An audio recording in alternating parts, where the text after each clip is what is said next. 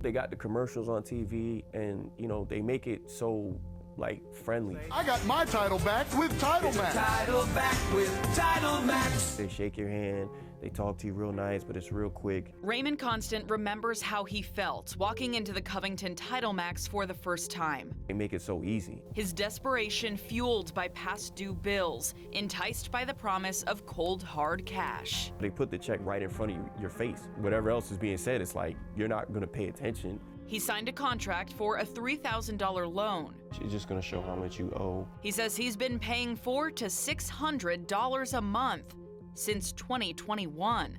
3 years later, that's right. Only to realize those payments have just been covering the interest and fees. The original $3,000 principal still hasn't been touched. They got about $10,000, $15,000 out of me, and that hasn't touched anything. You know, it hasn't went towards anything. It's a feeling of hopelessness. It's a feeling of like you can't scream, you can't yell, you can't do anything. It's just gone. Because the length of a title loan is 30 days, if the loan amount isn't paid in full by then, the interest compounds quickly.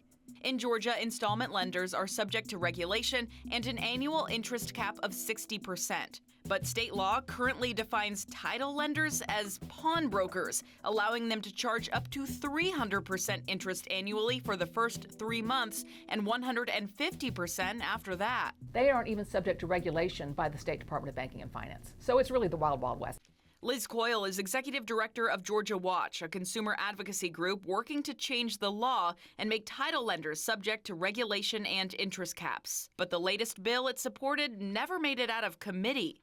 The industry has deep roots, unfortunately, in the state. When we're talking about deep roots, do we kind of mean deep pockets? We sometimes face 60 or 70 lobbyists. They come in from all over the country. They try to persuade lawmakers that they're doing Georgians a favor, that somehow people couldn't get access to emergency funds any other way.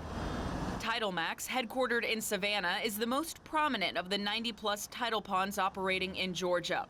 Analysis by nonprofit newsrooms ProPublica and The Current found of the roughly 500 title pawn stores in Georgia, about 3/4 operate in zip codes where the average household income is less than the state median of $71,355. They just prey on us. It's been pure hell. In 2016, the federal government fined Title Max's parent company, TMX Finance, $9 million for misleading customers in Georgia, Alabama, and Tennessee about the full costs of loans. That was about 1% of the company's revenue that year. We reached out to TMX Finance multiple times in the last month for comment, but we never heard back. We also reached out to other auto pawn companies that operate in Georgia, plus the lobbyists that represent them. But tracking down a media spokesperson proved incredibly difficult. Dozens of calls, emails, and letters later, we've still never heard back. 22 states have banned title lenders outright. At least 9 others have passed legislation capping annual interest rates at 36% or less. But Georgia's law hasn't budged, any more than Raymond's loan. You get paid for 100 years. The interest will never go down. It will never stop. And the minute you stop paying, they're going to repossess your car.